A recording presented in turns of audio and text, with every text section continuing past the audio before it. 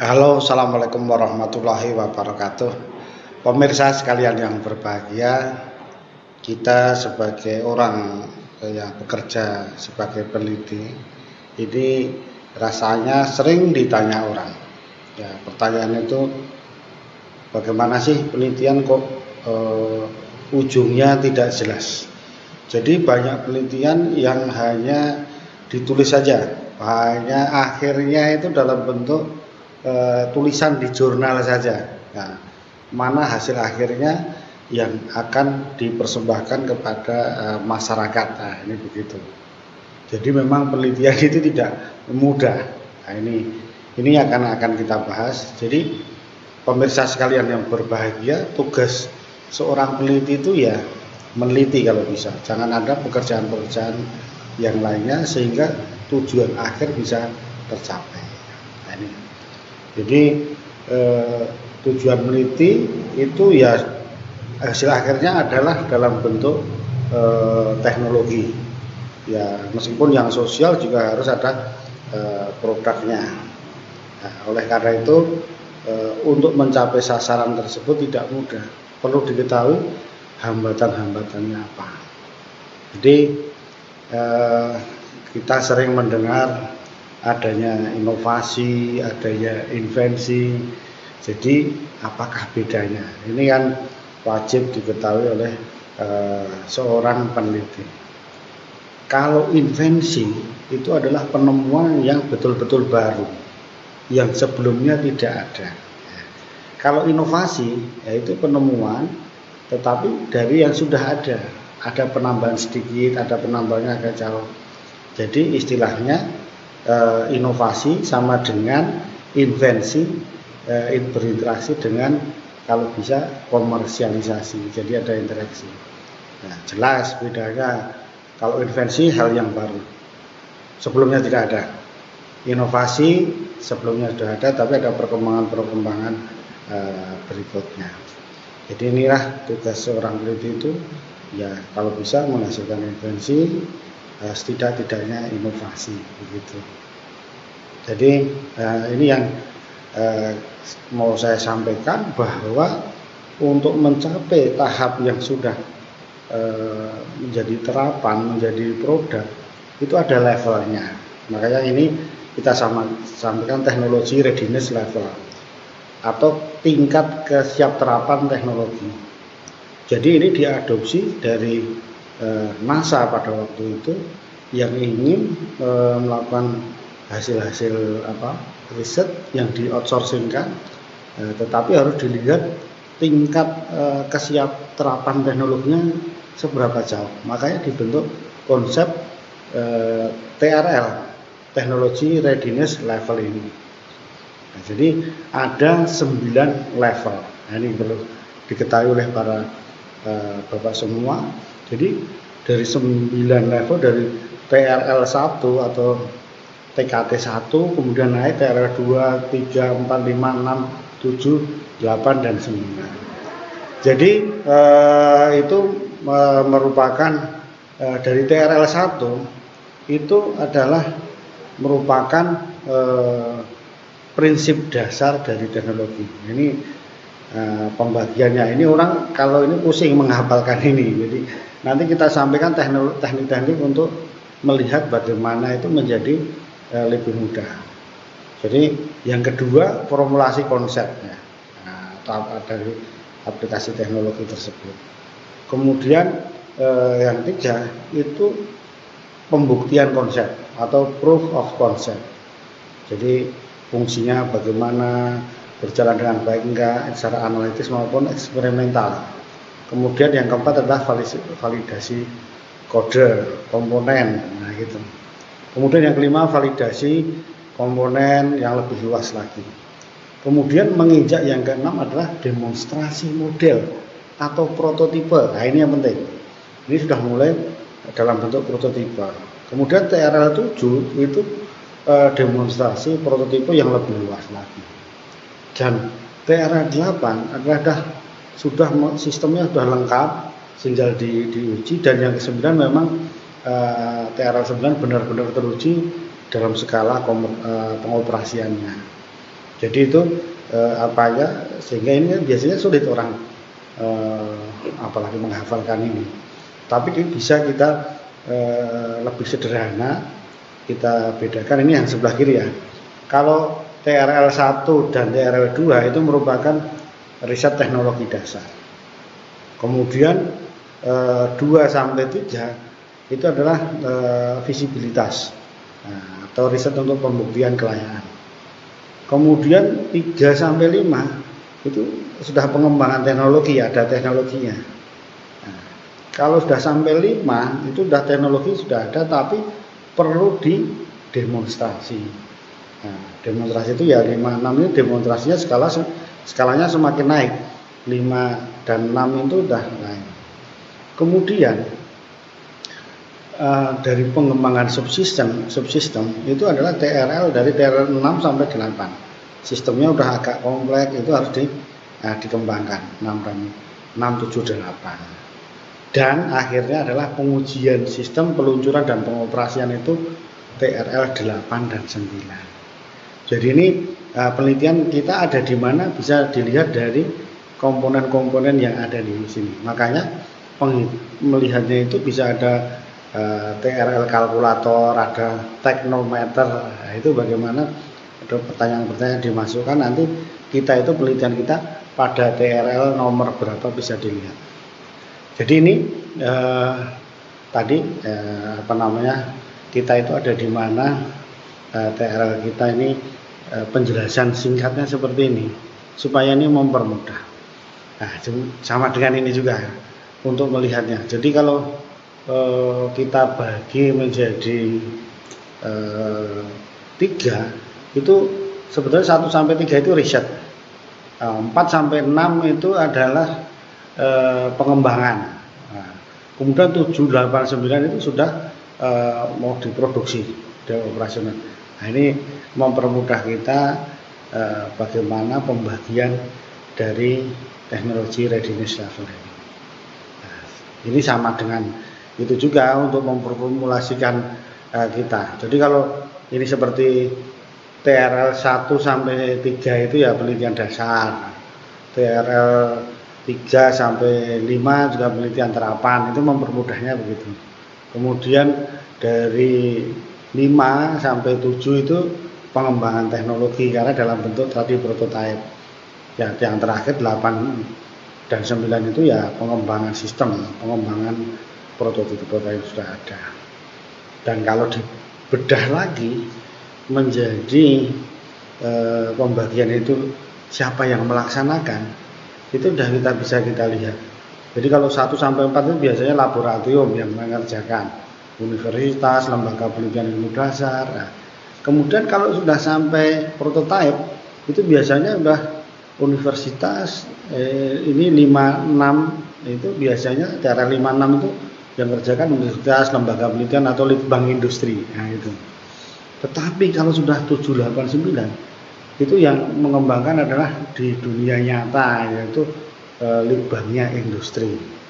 Ini supaya menjelaskan bagaimana kita itu tahu posisi TRL kita. Jadi ini saya pisah-pisahkan supaya enak kita membaginya. Jadi kalau 1 sampai 3 itu merupakan masih dalam ide, kemudian 4, 5 itu prototipe, dan kalau sudah 6 sampai 9 itu sudah validasi sistem itu sudah berjalan atau belum, supaya menjadi tahap produk gitu. Jadi ini cara-cara orang membagi TRL supaya kita mempermudah itu. Jadi kalau dilihat fasenya ya itulah TRL fase 1 teknologi asesmen dan profil itu ya 1 sampai 5 atau sampai 4. Kemudian praproduksi itu namanya prototipe tadi, bisa 5, 6, 7.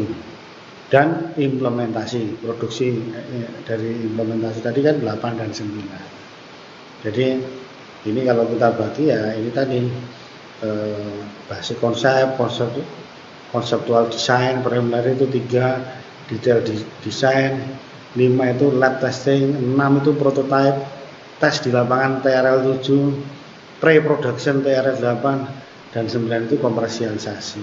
Jadi inilah kita untuk memudahkan mengetahui bagaimana TRL tadi. Nah ini kalau kita cerita gambaran tadi dari pembagian 9 tadi TRL, kalau kita kesiapan teknologi ya itu kita cerita di TRL 1 sampai 5. Ini kesiapan teknologi artinya pengembangan teknologinya. Kemudian pengembangan produk itu 6 dan 7, pematangan desain. Tadi itu tadi pilot tadi, skala pilot tadi.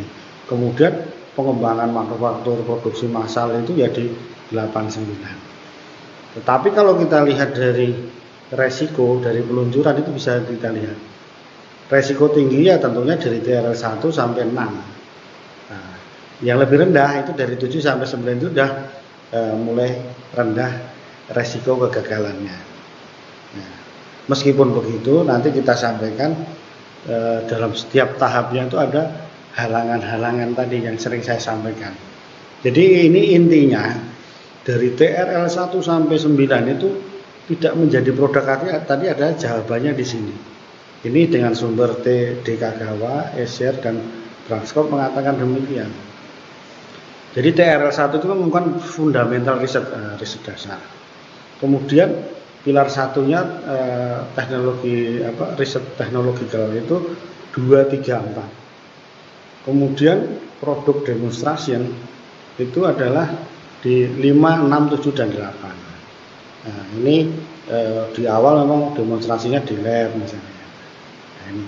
Kemudian yang terakhir adalah sudah mencoba kompetitif manufacturing. Ini harus efisien dan sebagainya. Oleh karena itu sekarang kita bedah di sisi dari 1 sampai 9 itu masalahnya di mana. Jadi pertama kita ada ide, itu kan disampaikan di TRL 1, maka dilakukan riset, nah kan gitu, riset penelitian. Jadi dari 1 atau 2 menuju 3 dan 4 itu ada namanya Sungai Setan. Jadi banyak penelitian itu hanya berhenti di TRL 2, nah, tidak bisa naik ke TRL 3. Nah itu, nah, ini kan masih dalam satu grup. Nah ini kenapa demikian? Ini ada Sungai Setannya tadi. Maka diperlukan suatu R&D innovation supaya menuju 3.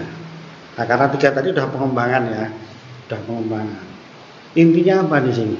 Ini semua itu adalah kuncinya ada di kerjasama. Tetapi ini kerjasama masih dalam penelitiannya, rumpunnya itu yang dekat dulu, rumpun yang dekat.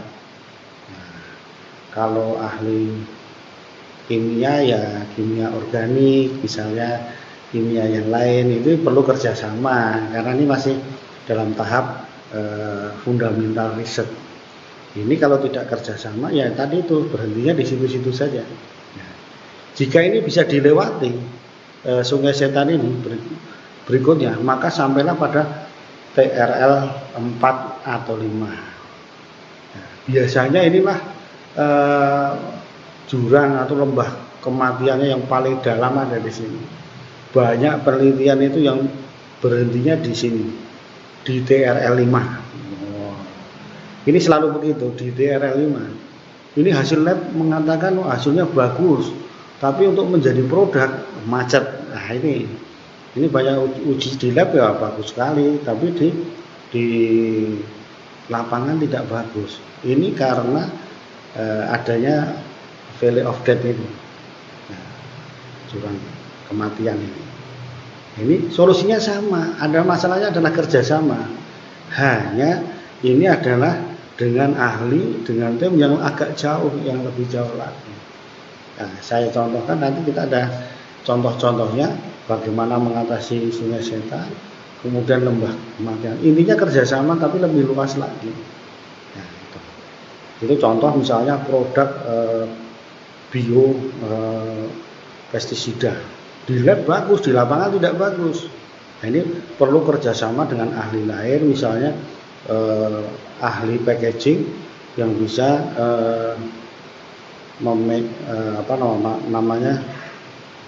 formulasi yang tahan terhadap cahaya, misalnya degradasi cahaya. Ini contoh. Makanya kerjasamanya dengan ahli yang lebih jauh lagi. Nah, sebagai contoh kerjasama yang berhasil, maka jadilah TRL 6 dan 7, yaitu produk demonstration. Ya, dengan demikian produk itu bisa menjadi prototipe. Inilah menjadi, kalau di dalam gambar itu jadi startup, menjadi calon produk. Nah, jadi ini new bisnis baru kalau sudah produk demonstrasi. Tapi jangan senang dulu, karena halangan berikutnya ada laut Darwin. Nah itu. Jadi tidak semua yang jadi prototipe juga jadi produk yang komersial yang sangat berguna untuk masyarakat. Jadi di antara 7 dan 8 itu namanya juga harus ada hambatannya. Hambatannya apa? Bolak-balik adalah kerjasama. Kerjasama dengan siapa? Ya harus kemampuan kerjasama dengan pihak industri, pemodal dan sebagainya. Biasanya itu. Makanya di sini disusun strategis bisnis model supaya menghasilkan profitable yang bagus dan itu bisa berjalan. Nah, kalau yang 8 ini kan sudah mulai bagus, berjalan, sistemnya bagus. Terakhir dicari yang paling efisien, yang menguntungkan. Jadilah ini rangkaian-rangkaian supaya penelitian itu menjadi produk itu ada halangannya, ada 3 halangan yang harus dilalui. Semua kuncinya adalah kerjasama. Itu di level 2 itu Sungai Seta, di level 5 itu adalah lembah kematian, jurang kematian, dan laut Darwin di 7 ke 8. Jadi itulah kita harus bisa mencermati bagaimana penelitian kita itu hasil akhirnya menuju ke akhir. Nah, ini saya contohkan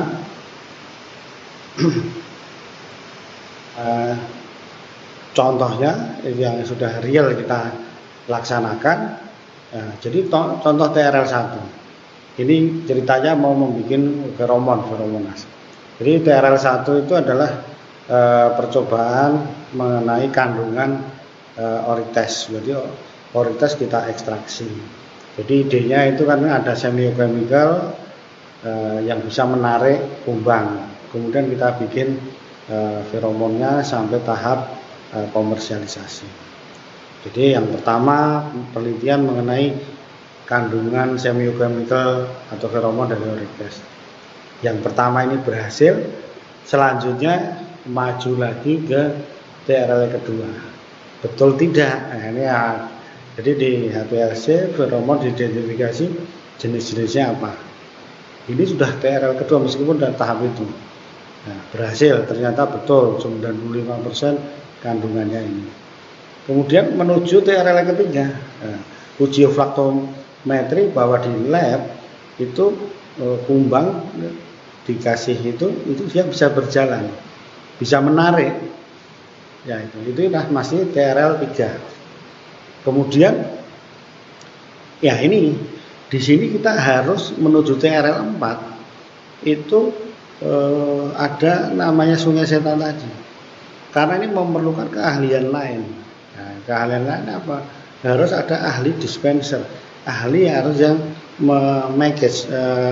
packaging dari feromon. Makanya dicarilah ahli kerjasama yang bisa bikin dispenser. Itu kita coba beberapa plastik untuk dicoba. Inilah penelitian berbagai macam dispenser plastik itu TRL 4. Nah, setelah ini berhasil, baru berikutnya diuji prototipe itu di lab, di skala lab. Jadi dalam sudah bentuk ada bentuknya, feromonnya sudah dikemas, selanjutnya dipasang di laboratorium dengan semua terkontrol. Ternyata dicari kumbangnya, datangkan, dia lari kemana, masuk tidak. Ternyata berhasil. Itulah TRL 5. Uji prototipenya masih di lab ya. Kemudian perlu diingat, ini untuk menjadi skala tadi, jurang kematian tadi, lembah kematian tadi, makanya harus menjadi prototipe. Nah, makanya dibuat prototipe tadi, diuji dulu di skala yang kecil dulu di lapangan. Nah, ini memerlukan berbagai macam kerjasama tadi. Ini ada ahli hamanya diperlukan, bagaimana pengamatannya, kemudian ahli perangkapnya, trapnya. Nah, ini kalau tidak kerjasama ya macet aja, jadi cuma di lab aja kan gitu. Nah, ini kalau bisa dilalui akhirnya masuk menjadi TRL 6 dan TRL 7 dicoba dalam skala yang lebih luas lagi. Nah, kemudian ingat di depan ini kan untuk produksi massalnya harus sistem itu bagus tersedia dari proses produksinya. Oleh karena itu ini sudah mulai menggandeng peneliti lain atau pihak lain atau dari industri. Nah, ini kita contohnya kita ajak kerjasama industri. Nah, di sini dilakukan apa penelitiannya itu? Ketersediaan bahan bakunya substitusi atau enggak, jenis katalisnya coba berbeda-beda, dispensernya dicoba berbeda-beda, supaya sistem ini berjalan atau tidak. Nah, kalau sudah jalan bagus menuju TRL 9, yaitu mulai penelitian fabrikasi feromon dengan dicoba penelitian dengan alat-alat yang otomatisasi contohnya. Kemudian untuk mencapai komersialisasi juga perlu legalitas dipenuhi semua.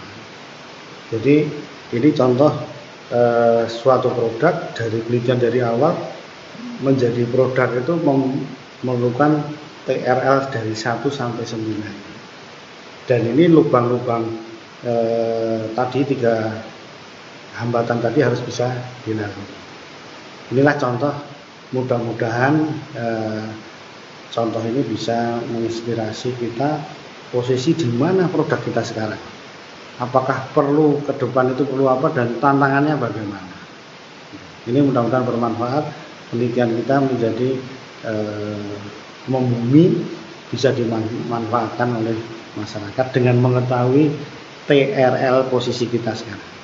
Terima kasih, mudah-mudahan ini bisa bermanfaat bagi kita semua. Assalamualaikum warahmatullahi wabarakatuh.